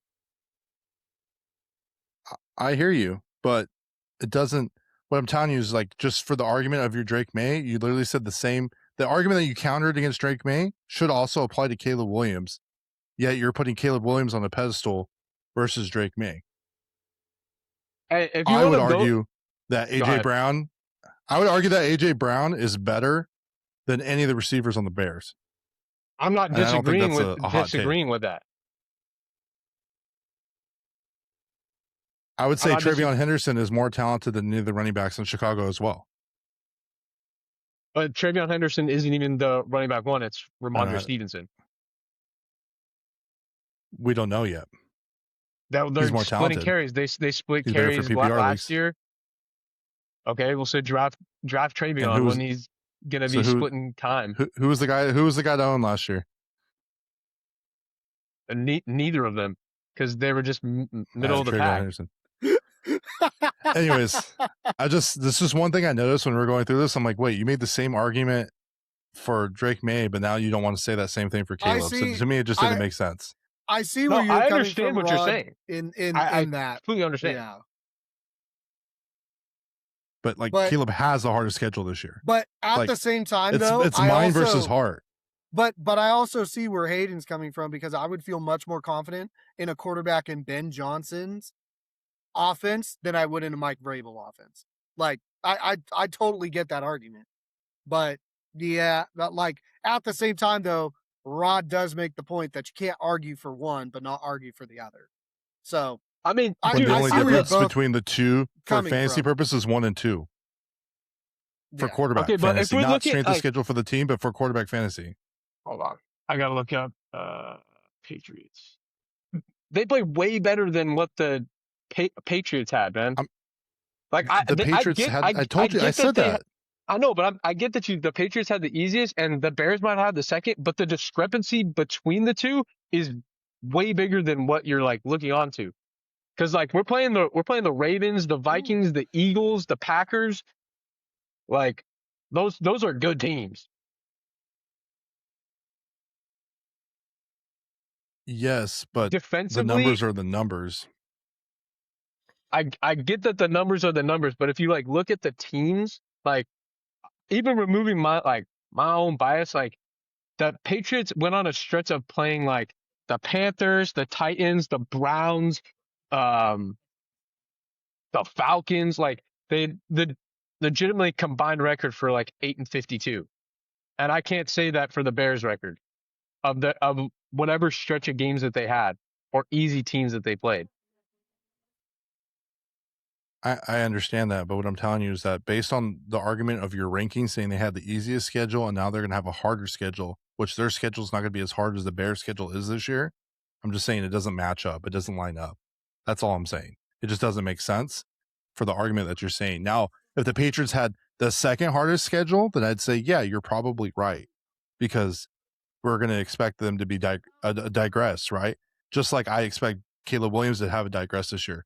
I think he has a good team around him, but I don't think they're that great. I don't think they're going to be playoff. Like they could probably going to make the playoffs, but I don't know if they're going to be strong in the playoffs. I think it's too tough for him this year. Doesn't mean I don't like Caleb Williams. I just think he's going to have a digression year, just like Drake May's going to have a digression year. You don't need Caleb Williams to be playing in the playoffs, like not fantasy playoffs. I understand that, but what I'm saying is like I can grab Caleb Williams or I can grab Matt Stafford, who has a better offense and he's had way more opportunities to score because Matthew Stafford has the best defense in football right now. So rather than grabbing a guy like Caleb Williams who has a strong schedule, well, yeah, and I had him at based on the list, I'm saying he's at 9 and Caleb's at 8. Yeah, just based off our list. But you see what I'm saying? Like I can grab somebody else later with a lot less risk involved for having that strength of schedule, who I don't think his offense is very strong in my personal opinion, and something against him. It's just there's better offenses in the league, especially in the NFC. Mm-hmm. So that was just my argument. So the last guy I kind of want to talk about, actually, Xavier, I'll let you go ahead and talk about it. I have two more. I'm going to talk about Bo Nix and I want to talk about Jackson Dart. Why did you have Bo Nix so high at 8 after coming back from injury? I'm curious. Are you talking to me on that? Yeah, I am talking to you. Yes. The reason why I have Bo Nix coming back is because I think Bo Nix got a really nice upgrade with Jalen Waddle. What's his face? With Waddle. So I don't see any reason of why he should be lower. You got RJ Harvey, you got Dobbins, like your backfield isn't bad at all. You got Ingram as your tight end, who's always a pass catcher. I mean, their defense didn't lose a lot of players, and their defense, I mean, they did lose a really good D tackle, but regardless of that, their defense is always top 5 almost like every single year, at least top 10. So I'm not seeing why he wouldn't get a lot of opportunities and why he wouldn't thrive. He definitely has the weapons around him. I think for me, it was most others. It wasn't necessarily looking at the Jalen Waddle. I think you have Jalen Waddle a lot higher than I do in general. But I think for me, it was more, he's coming back. His leg does not look good. He says it's fine, but when you go through an injury like that, I think mobility is your greatest asset in the league today. Not everyone could be Peyton Manning back in the day who could just stand in the pocket, have time and throw. So I'm worried about that. And I think that's why I had him a little bit lower on my list, is that I just wasn't confident on that leg for him to be able to have that mobility like he used to be able to make those plays. And so I think that's what my concern is with him there. The next guy I want to talk about is Jackson Dart. So you had him at 22. Hayden had him in the middle at 13, and I had him at 7. I'm just going to assume, and you can tell me if I'm wrong, is that you just think he's going to get hurt and he's going to be out, so it's not worth grabbing him that high. Essentially that, and then Dable being gone, that offensive mind. being gone. So, and I think for me, the reason why I have him so high is kind of what we talked about earlier. Is like I really like dual threat quarterbacks, and he Yeah. was a top 5 fantasy quarterback every week that he played. Granted, he does get hurt because he plays a little reckless like Cam. Those are the dynamic duos there. But I think if he can be healthy, he can be a top 4 or 5 quarterback in the league. Yeah. And so I think I'm really relying on his running ability. And he does have some pretty decent weapons. Isaiah Likely is there, and he's a big vertical threat in the red zone. And now that he's not there with the Ravens, so I really like that for them. And I think they have a lot of weapons. And if we even see a half of what Malik Neighbors was in his rookie year, I think they're going to be pretty decent, and they maybe make it a contention in the NFC. So they're not going to win it, but I think they can definitely make it competitive there. All right. So next, I'm going to get into the 2026 PPR running back rankings. So first, we have Jahmyr Gibbs. Then we have 2 Bijan Robinson, 3 CMC or Christian McCaffrey, 4 Jonathan Taylor, 5 James Cook, 6 Devon Achane, 7 Derrick Henry, 8 Saquon Barkley, 9 Chase Brown, 10 Amari Hampton, 11 Kenneth Walker III, 12 Ashton Genty, 13 Kyner Williams, 14 Josh Jacobs, 15 Javonte Williams, 16 Breece Hall, 17 DeAndre Swift, 18 Travis Etienne Jr., 19 Cam Sketabo, 20 Jeremiah Love, 21 Bucky Irving, 22 Quinshon Judkins, 23 Travion Henderson, 24 David Montgomery, 25 Bashal Tootin, 26 Chuba Hubbard, 27 Tony Pollard, 28 Jadarian Price, 29 Rico Dwaddle, 30 Aaron Jones Sr., 31 Jalen Warren, 32 Zach Charbonnet, 33 J.K. Dobbins, 34 Ja'Cory Crossy Merritt, 35 R.J. Harvey, 36 Kenneth Gainwell, 37 Ramondre Stevenson, 38 Blake Corum, 39 Kyle Monangai, and 40 Jordan Mason. So if you see an NR in this list, that just means that they weren't ranked by that specific team. So like my team's the first slot, so I didn't rank Jordan Mason, and that was assigned a value of 41, which is one more than what the final 40 of the total amount of running backs that there is. So that's how the numbers were calculated. If you're the people there that are trying to do the math in the comments, because I know there's always going to be one, that's exactly how we got the value to where it's at. So just kind of looking at the PPR rankings, I don't really see anything too big on the discrepancies right away. As we kind of scroll down a little bit, I see Omarion Hampton really low on Xavier's list at 17. I do think we should talk about Ashton Genty, though. Xavier has him at 27 and Hayden has him at 16. I think you boys can both share kind of what I think. I'll let Hayden go first this time. Do you kind of want to talk about why you have him there, and Xavier, you can go after him? Yeah, no. Ashton Genty, he's being drafted really high. If you look at the standard league format, he is potentially coming off the board in round 1 in some mock drafts that I've seen, and that's just way too high. Like I talked about earlier, in our fade candidates, this is somebody that I'm fading. We got Fernando Mendoza, and that's awesome. That's cool. But the O-line did not change besides Tyler Linderbaum, and it's basically the same team other than the hype around Fernando Mendoza. And I get that he's dual threat, but it's just, you could draft better players like Kyron Williams on the Rams, who's going to score way more touchdowns than the Raiders offense will ever be in the red zone. Or you could draft Josh Jacobs or Javonte Williams, teams that are better than the Raiders, that are going to give you more points and make you win fantasy games. Xavier?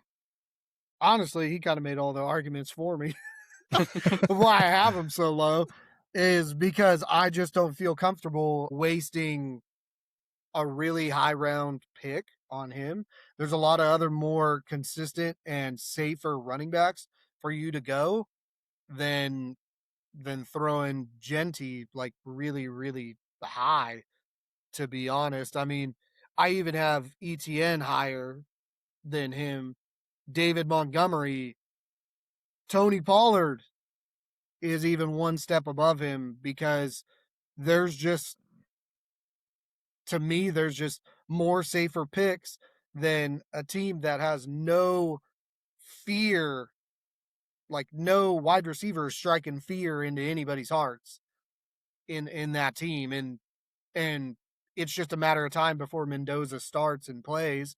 So, I mean, Brock Bowers is the only one you're caring for. And as a defense, you're going to stack the box anyways to make that release of Brock Bowers a lot harder. So it's going to make the running lanes that much harder. You're not going to care. You're not going to unstack the box for some no-name wide receivers. So it's just going to make running for Genty that much harder. And Genty's not Derrick Henry, where he gets stronger as he runs, which is why Derrick Henry was so productive, even when everybody knew to stack the box, because the Titans had no wide receivers. He's not Derrick Henry. So he's such a question mark of a pick that I would suggest letting someone else take that gamble and not you. Yeah, I think that's Yeah, fair. Rod. I mean, I had him at 11. Let me ask you a question about that, because you got Genty at 11, but legitimately, just even looking at that little strip here, we have Kenneth Walker, which you have at 12, Jacobs, which you have at 13, and then Kyron at 14. What makes you that's kind of wild. less likely to draft those guys when you have, like, you're on the clock right now? You got Ash and Genty looking you in the face, but you also have those 4 names that I listed off. What makes you pull the trigger on Genty right there instead of those other names?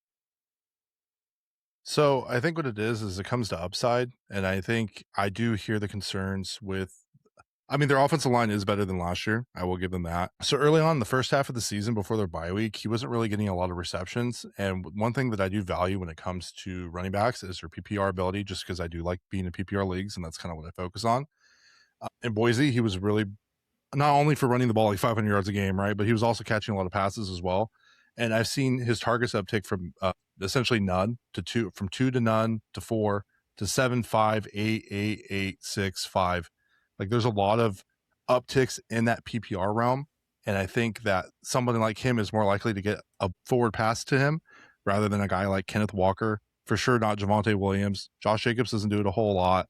Kyron Williams, it depends. The only reason why I'm worried about Kyron Williams is that he has Blake Corum there, and they are saying, and it's been said multiple times in the past 2 weeks, that Corum is going to have more of an impact in that offense, especially when it comes to touchdowns and touches. And he is that third down running back, essentially. So I am worried about that, and it kind of made me more hesitant.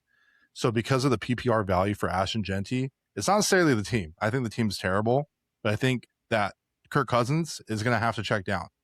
And Kubiak was big for doing that in Seattle. Look at what happened with Zach Charbonnet last year. And like I said, Kenneth Walker wasn't really doing that a whole lot. So I do think that with Kirk starting there, and they have a really tough schedule, they're going to have to check it down to someone. And if Brock's getting doubled, that safety net is going to be Ash and Genty. So I do think he's going to get a lot of that PPR look, and that's why I would be comfortable with doing it. I hear you. I'm not disagreeing. I do think it's a huge risk, but I think when it comes to my team and the way I would build it is that I'm looking for that PPR value. And I think at that time, as far as tiers is concerned, I think he would be the top of that tier of those rest of those other guys, strictly for that receiving option, not necessarily for rushing the ball for touchdowns. If it was a non-PPR league standard, I'd be taking all those guys over Genty, but that's not the case. We're talking about strictly PPR. So that is why I like that uptick. Just like with the chain, we all don't like a chain this year, but we all have him at 6 or 7. Sorry, I couldn't help myself, but we all have him at 6 or 7, but he's a PPR machine. I mean, I think at one point he had like 12 catches one game, and that's what made him valuable for that week, even though he wasn't very good. So that's my only reason behind it. I won't probably draft him, to be honest. I'd probably go receiver before I go Genty, but it just depends on what's available. But that's why he's a little higher on my list. But I wouldn't, you know, Breece Hall used to be another guy that used to be a PPR machine. The Jets is worse than the Raiders. So that's the only reason why I had him lower as well, even though he's a PPR guy. The last guy I wanted to talk about, and I can actually ramble about him because I think we all think the same thing, is we had Jeremiah Love at 20. Some of us had him at 22, 33, 19, and some of the guys had him 13, 19, 15. He's in a 3 running back committee. We're not really sure what's happening. We know for sure that Love and Algier are splitting carries, but James Conner could also factor into that. So even though he's being drafted as like running back, I think it's like in the 4th round or 5th round, I just don't think it's worth it. I think he's it's a better earlier. fantasy, or is he being drafted earlier than that too? Like I think he's being drafted round earlier. 2? Yeah. I haven't seen him in round 1, but round 2 No, not maybe? round 1, but round 2. Like 3 or I've 4. definitely seen him in round 2. Oh. Yeah, I just wouldn't take him for the value. I think for dynasty purposes, absolutely. But I think for the current state of the coach actually saying that they're going to be splitting carries and that he's a rookie, it doesn't give me a lot of confidence in redraft leagues to grab him. If I can get him later on, it's worth it, like as like a flex running back or something. But his current draft value, I wouldn't even touch him with a 10-foot pool. And I think we all kind of feel the same about that. Next, we got our 2026 PPR receiver rankings. So number 1, we had Jamar Chase. Number 2, we had Puka Nacua. Number 3, we had JSN. Number 4, Amon-Ra St. Brown. Number 5, CD Lamb. Number 6, Justin Jefferson. Number 7, we had AJ Brown. Number 8, Drake London. Number 9, George Pickens. Number 10, Chris Olave. Number 11, Rashid Rice. 12, we needed Nico Collins. 13, Emeka Ibuka. 14, Devontae Smith. 15, Malik Neighbors. 16, Tator McMillan. 17, Zay Flowers. 18, Devontae Adams. 19, T. Higgins. 20, Garrett Wilson. 21, Lad McConkey. 22, Jaden Waddle. 23, Scary Terry or Terry McLaurin. 24, Mike Evans. 25, Jameson Williams. 26, DJ Moore. 27, Luther Burden. 28, Rome Odunze, right next to each other, two Chicago receivers. 29, DK Metcalf. 30, BTJ or Brian Thomas Jr. 31, Cortland Sutton. 32, Marvin Harrison Jr. 33, Christian Watson. 34, Alex Pierce. 35, Carnell Tate. 36, Chris Godwin. 37, Michael Wilson. 38, Jacoby Myers. 39, Jordan Tyson. 40, Mekhi Lemon. 41, Michael Pittman Jr. 42, Jordan Addison. 43, Wan'Dale Robinson. 44, Debo in place of Ricky Pearsall. 45, Quentin Johnson. 46, Jaden Reed. 47, Josh Downs. 48, Xavier Worthy. 49, Parker Washington. And 50, Casey Concepcion. So if you see an NR on these rankings, this is numbers going to indicate 51 because that is the one number more than what we have ranked. So that just, again, to reiterate, that is somebody didn't rank them on their list. That's why there's an NR in their spot. You'll see Xavier had some guys like Tyson and Pittman and Addison, and I'm sure he can explain that later to you in the comments. But for right now, we kind of want to see some of these discrepancies here, and I see one immediately that kind of is sticking out like a sore thumb, is that you have Drake London. So Xavier and I kind of had him a lot lower than as far as what the other guys had. The other guys had him about 7 or 8. I had him at 10. Xavier had him at 16. And a little insight to that is that every year we always trash on Drake London. I think last year was the only year where he actually caught on to it. I mean, it's the truth. Yeah. Drake London last year had a really good year, surprisingly, because his quarterback play wasn't very good. Right. But I think it's just hard to trust in somebody that's failed you so many times. It's like Kyle Pitts. We always are, I might have jumped on that train. But I know it's going to end up in heartbreak every year because he has one good year or 2 good games at the end of the season, and then he just kind of crumbles, right? So I think with this case, that's kind of where our thoughts are at. I think Drake London will be fine. I think Tua is a better quarterback than the Penix is today, currently, even without the injury. So I think he has a little bit of upside there with other players for sure. And that's exactly where I was going to go with it. I think there's just more safer receivers, and I think that's why we had it there. Looking at some other guys, I see like Rashid Rice and Nico Collins. I think I'll let Xavier have the floor on that one and kind of just share why he has I'll give you a 3 for 1. Rashid Rice, Nico Collins, and Malik Neighbors. Zay Flowers. Why do you have those guys so low? So Rashid Rice, I've never trusted, and I will continue to never trust him due to his injuries, his legal troubles. There's just no way I can. Nico Collins is in the boat of injuries. He used to be I do really like him, but he's not somebody that I feel comfortable that I could even leave him in the wide receiver 2 spot and feel comfortable with. The only upside that Collins has is that he is in one of the weakest divisions in the NFL with the AFC South, which are the Titans, Texans, Colts, and Jaguars. So obviously the weakest division, that's the only upside he has. But now with a Robert solid defense, with the Jags offense starting to do a little better, but Nico Collins is just too injury prone, in my opinion. Malik Neighbors is coming back from a nasty injury that I don't feel comfortable or safe picking him up.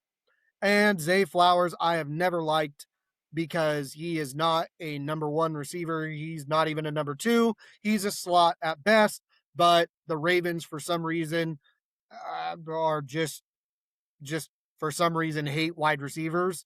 So I can't buy into him. So let me ask you a question before we move on to Garrett Wilson. No. Well, no, I'm going to go there. I'm going to go there. Don't worry. All right, go ahead. Go ahead. I got it. Mm-hmm. All right.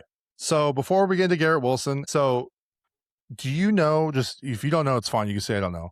Do you know what Zay Flowers finished last year in fantasy football? It's got to be probably top 10, I'm assuming. If you're he finished number 7. Yeah, he finished number 7 last year on a bad year of Lamar on a bad team where they weren't really Okay. clicking. I want you to be very careful in where you're about to tread. I want you to be very careful on where you're about to tread right now. I'm not saying he's the top 7 receiver this year, okay? Because what happened with Hayden is about to happen to you. So you better be very cautious on the thin ice you're about to walk on. Why? Wan'Dale Robinson's coming. Just wait. Bingo. Yeah. You better watch where you're stepping right now, boy. Watch where you're stepping. Why? A Wile E. Coyote, you straight in. How are you going to compare Zay Flowers to Wan'Dale Robinson? Wan'Dale Robinson was number 14 last year. Yeah, but he's on a team with a worse quarterback. Who do you trust? Lamar Jackson? Jackson Dart's better than Cam Ward. We should see that last year. The numbers sure proved that when he was on the field, he was better than Cam Ward. This year, when Cam Ward is better than Jackson Dart, you're going to retract this statement. Unless Jackson Dart gets hurt. That's the only way that he's going to be better than Jackson Dart. Oh my! I would lunch bet you on that. Here. Or we can do gentlemen's. I will gentlemen's you if you want. I'm willing to do lunch. I will do gentlemen's you. I will 100% take the bet no matter what happens because Cam Ward could get injured. No matter what happens, Cam Ward will be better. 100%. He won't be. I can promise you that. Jackson Dart's the better quarterback right now. But where you're going with the Zay Flowers is the same thing as a Wan'Dale Robinson. Because where did you put Wan'Dale Robinson? Where did you put him? I put him low. I put him. Oh, I know. 47. And some people have 48, 42. 50, 47, 42. Okay, so the same argument gets used for you. How are you going to put him in the 40s when he finished 14? Because he's on a new team. He's on the same offense. It's not. Not even that. Not even that. You're not changing it overnight. The whole team has to change. Zay Flowers is on the same team, brother. That doesn't matter. So you're going to tell me that you're going to trust Cam Ward to produce the same production that Wan'Dale had versus Lamar Jackson with Zay Flowers? That's what you're telling me.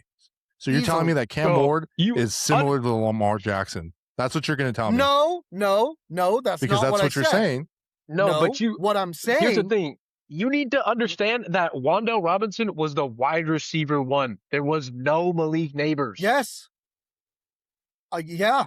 I'm not understanding. He's not the number 1 now. He's not the number 1 now. Here because now, because now less attention will be on him. So why would he not still thrive? So a wide receiver 2 and a bad offense is going to produce the same, if not better. How does that make sense? He's not in a worse offense. He literally has the same offensive scheme, just with new players. You guys are on the Giants' nuts so hard right now. It's insane. You have a CTE running back who literally just does whatever he does. Like, there's no way. There's no way. There's absolutely no way. There's absolutely no way you guys are buying into this weird delusion. So Cam Ward played more games last year, correct? Mm-hmm. Than Jackson Dart, right? Yeah.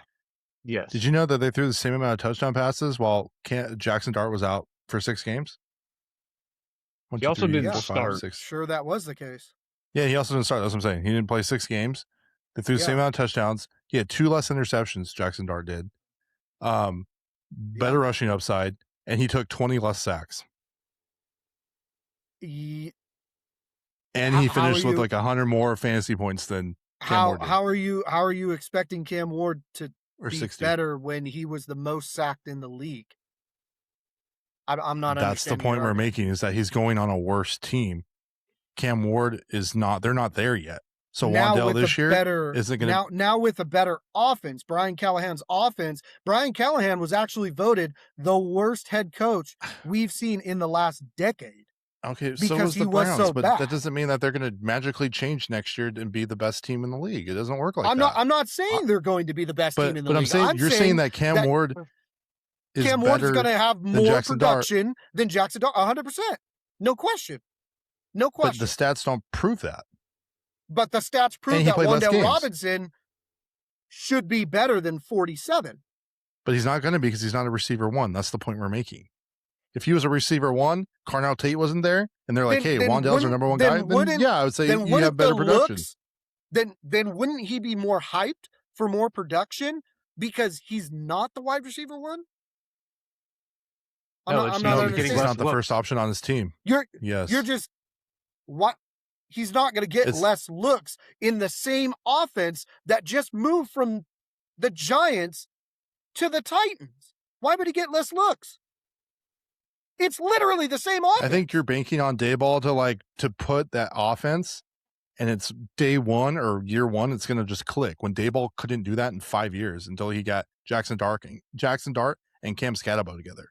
That's the only time he was even decent, is when he got those two boys together. Daboll wanted to draft Cam Ward over Jackson Dart, which means even he wouldn't have been able to because he didn't have the number one pick. Offensive scheme, Cam Ward would have done better. And when you see that Cam Ward doesn't, then it is what it is. I just don't think your team's there yet. Then your line's not there yet. Then when Cam Ward does do better than Jackson Dart, I'll apologize. 100%. I want Hayden to too, because he's slowly just back there, but he's still agreeing. He's the guy that's looking at Rod and going, yeah, you tell him. Yeah, because that's what the numbers say. I'm telling you right now. The numbers say Wan'Dale Robinson is better. What are we doing? Wan'Dale Robinson is, I don't know how many times we have to go over this. Wan'Dale Robinson is the wide receiver 2. He goes on a bad team. From your logic, the Titans' O-line is trash. So what is all of a sudden just going to magically change? Cam Ward's just going to be slinging a magical ball to Wan'Dale Robinson, his wide receiver 2, in a worse team, in a worse offense, when he was the wide receiver 1 on another team somewhere else that was doing better. How does that make sense? There's zero logic, zero things that mesh together there. Because if you're telling me you're taking Wan'Dale Robinson over, what the heck was it? Nico Collins, a wide receiver 1, a bona fide wide receiver 1 for his team.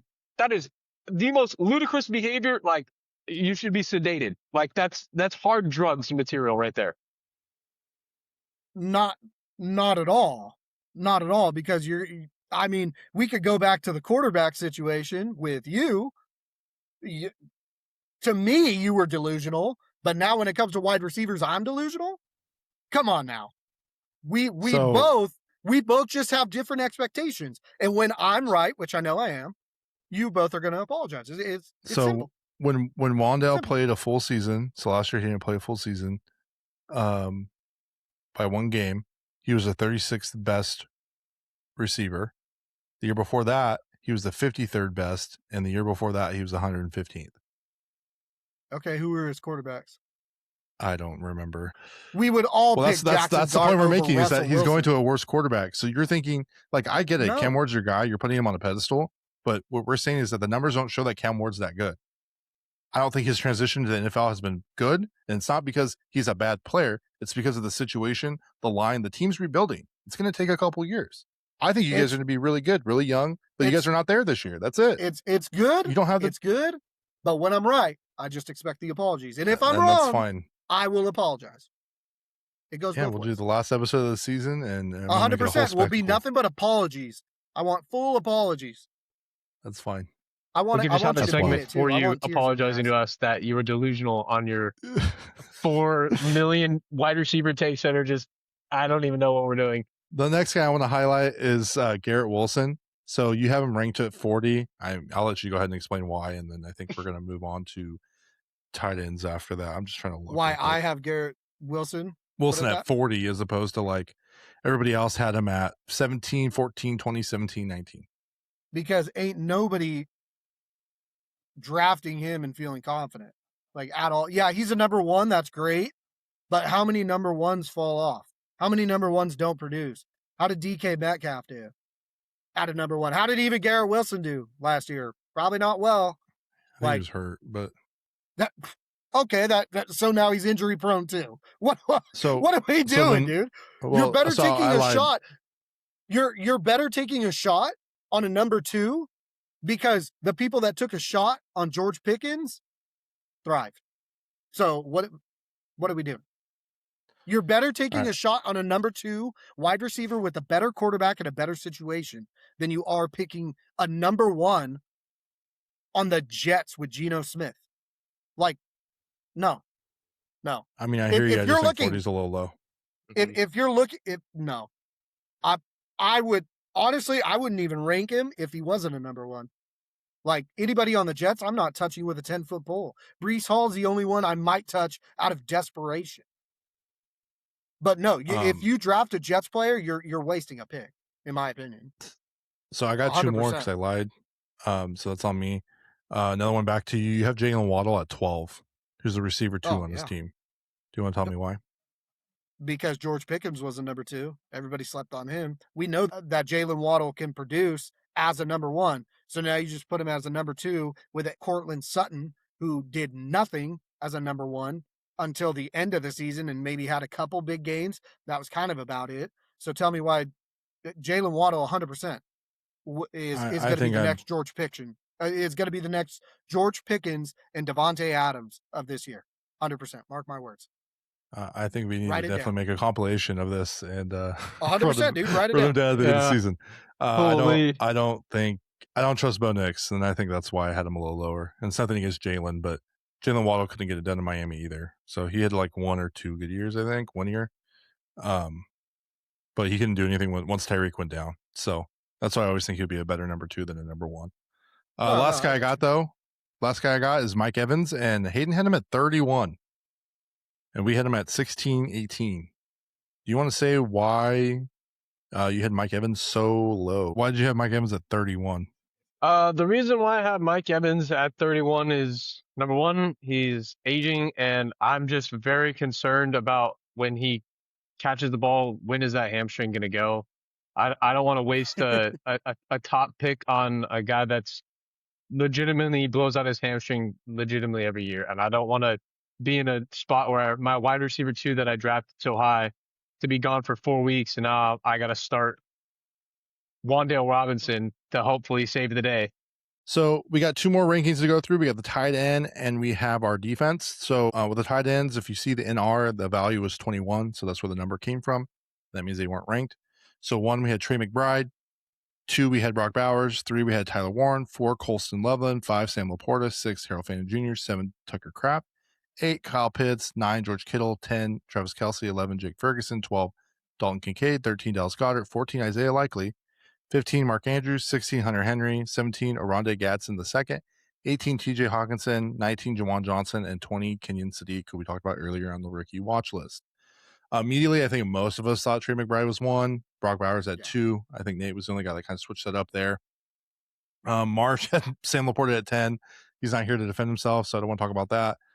Xavier, you had Harold Fannin at 11. Do you want to just briefly talk about why you have him at 11? I have him at 11 because that Browns organization is completely dysfunctional. They have a head coach who falls asleep in meetings. They don't even know who their quarterback is. There's so much wrong on that team that it's kind of hard to trust him. Hayden? Yeah. Appreciate you giving me the floor there. The argument that I have against that is when Harold Fannin was playing, it really didn't matter who the quarterback was. This guy performed. Like, Dylan Gabriel was out there, he performed. Deshaun Watson wasn't out there, but he was probably going to perform with him. Shador played with him, he's going to perform. Flacco was out there with him, he performed. Legitimately, it didn't matter who the quarterback was. He was the safety blanket of the Browns. He's going to be the safety blanket of the Browns this year. He's going to catch the football. He's going to go for yards after catch. It's just the safety net of the Browns. He's going to be a PPR machine.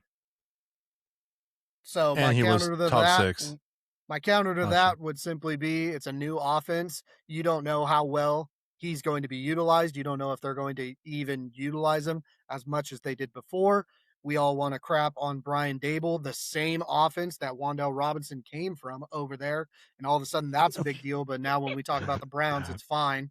I don't know. I mean, tell me you're biased without telling me you're biased. But, hey, whatever. We're doing whatever we want.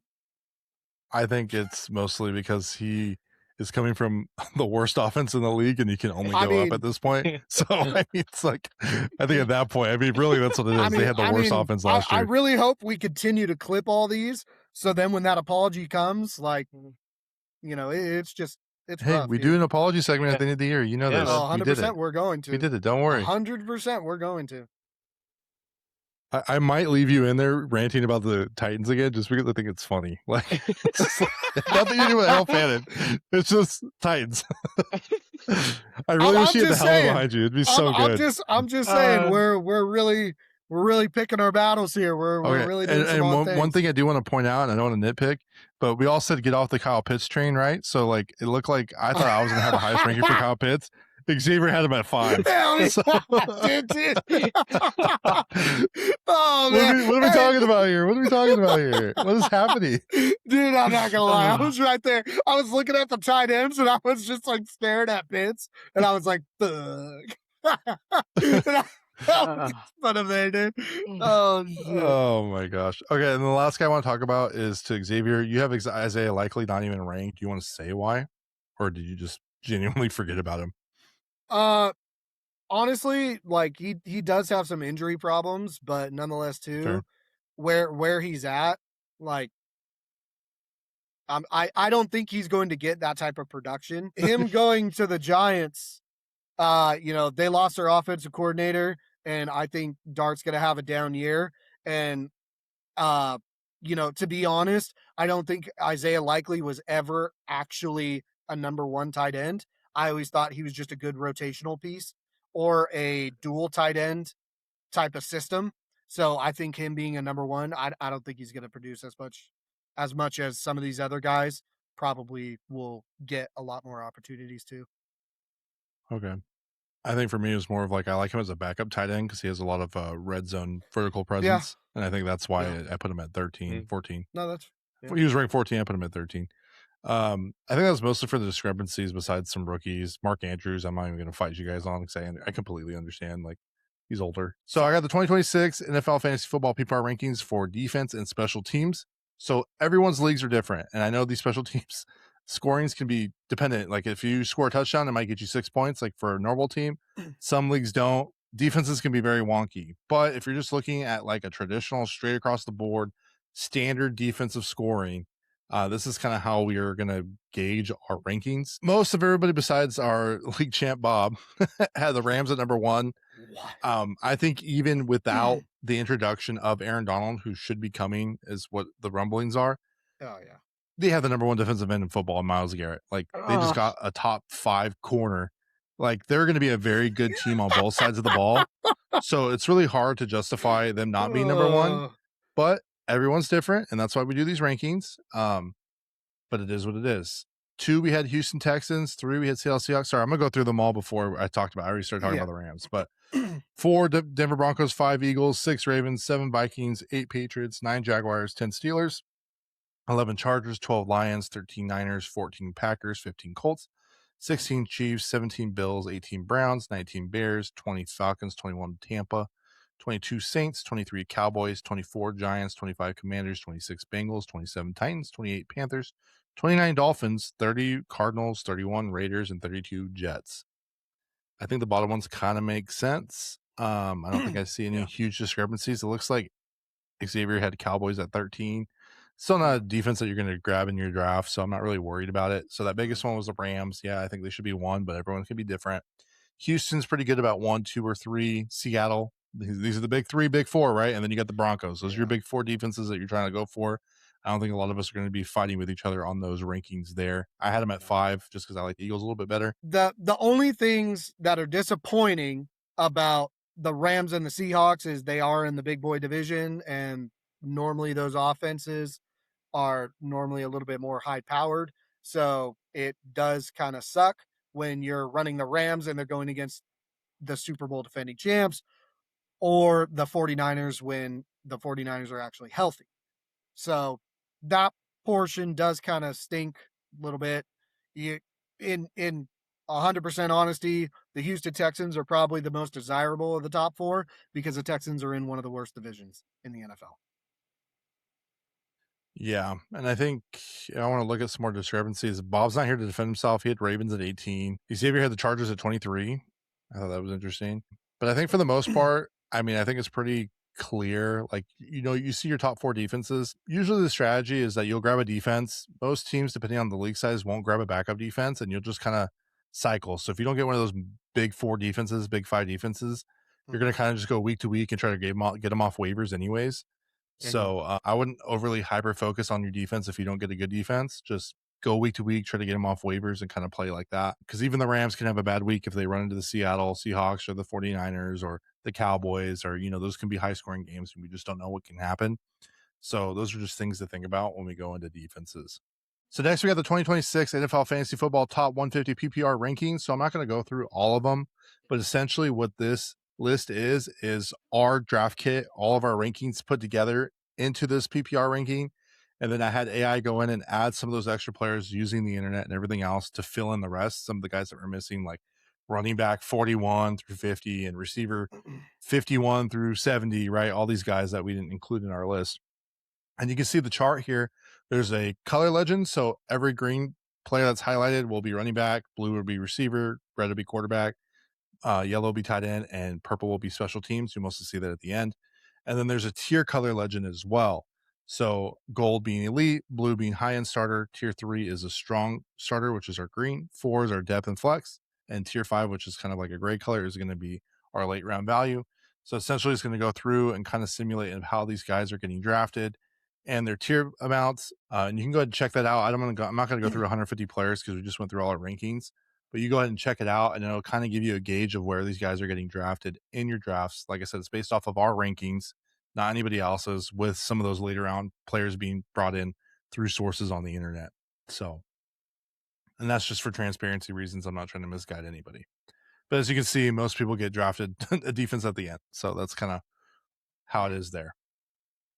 So at the very end of our mock draft, we have a picture example. We have our 2026 PPR mock draft example. You can actually see that in full in its entirety in our mock draft episode. Xavier, Hayden, and myself, we went ahead and did a mock draft against the computer to kind of show you in detail how we pick from certain positions. I had the first pick, Hayden had the 6th pick, and Xavier had the 10th pick. So we kind of do a more in-depth of a real-time draft. I mean, it's a mock draft, but a real-time draft of how we're thinking and what our thoughts are and how our strategies are kind of morphed and changed throughout the draft process. And this is going to kind of give you a good idea of how some of the teams are drafting. There's one weird team in Team 7 that drafted like 5 receivers. That might not happen in your league, but it doesn't. You never know. You can have a beginner who doesn't watch the show and they draft 5 receivers. And you know what? Let them draft 5 receivers. So what we realized is we kind of we needed to adapt and kind of figure out the best we could to make our teams. So I think if you're a newer player and you're not really sure who to pick and what value, I think you should go back to that video and watch it. But this here is just a good reference so you can go back and, or even if you're in your draft, you're like, oh, you know what? I don't know who to pick. I'm like 50-50. I have 2 receivers and 2 running backs. Maybe you could look at this episode and say, oh, maybe I can go quarterback, I can elite tight end, or maybe I should just go for another running back depending on the value. So that's why this is here. And I think it'll be extremely valuable for you in your drafts.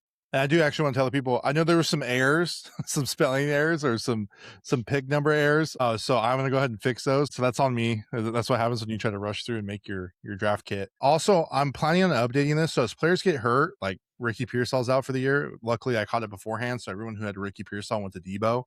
So I'll be kind of updating those as we approach the end of preseason. If there's big prominent players that are out, I will adjust them as I can to the best of my ability. Just kind of be aware of that. If you're clicking on our website and you're viewing this draft kit and it looks a little bit different, that's because that's what happened is I updated the draft kit based on what's happening in the current news and whatnot, or current injury list. All right, everybody. Thanks for sticking around. I hope you enjoyed that episode. We put a lot of hard work into this. It was 39 pages of a lot of information, and I know it was a lot. Feel free to ask us questions in the comments. Feel free to DM our social media accounts.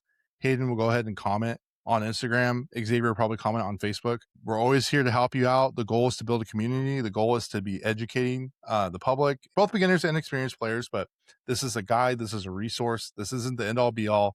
We can be completely wrong or we can be completely right. It's probably closer to the wrong because it doesn't work like that. At the end of the day, fantasy football is all about if your team's healthy, but you can do your best by setting up your team now rather than having to rely on the waiver wire and becoming a waiver wire warrior, as I like to call it. Coin that. That's going to be a t-shirt. But with that being said, please let us know your thoughts. You can check out this draft kit at www.insinuouslyfiltered.com. You can also go to our Instagram, and there will be a hyperlink on our Instagram for the draft kit, but there's also a playlist essentially of our shorts or our reels or our stories, and it'll be there on the 2026 NFL draft kit playlist, and you can download it directly there from Instagram as well. Like I said at the top of this, you can watch our show live every Tuesday evening on YouTube at 6 p.m. Pacific, or you can catch it Wednesday morning during the NFL season once it's been edited and cleaned up a little bit. Also, you can listen to this not only on YouTube, but you can watch it on Spotify and Apple Podcasts, or if you'd like to listen to it, you can listen, or you can listen to it on our website. And we'll be dropping our weekly rankings every Tuesday morning on Instagram and TikTok, so you can see the players' rankings for the upcoming week, as well as some of the waiver wire additions before that Wednesday waiver wire hits. Stay tuned for our community mock draft episode that'll be taking place probably end of August, early September. That's going to be live. I think that'll be fun. It is filling up. Currently, we're only going to be looking for 10 players. If we can get 12, I think 12 is manageable. I think anything more than that's a little too much. It's going to be your standard PPR league. We'll probably remove the kicker, but it is filling up very quickly. So please reach out to us if you're interested in that. It'll probably be $10. Winner takes all. And we'll kind of just go from there. But until next time, everybody, thanks for sticking around. Boys, thanks for coming on. And we'll see you all at the community mock draft episode. Peace. Later.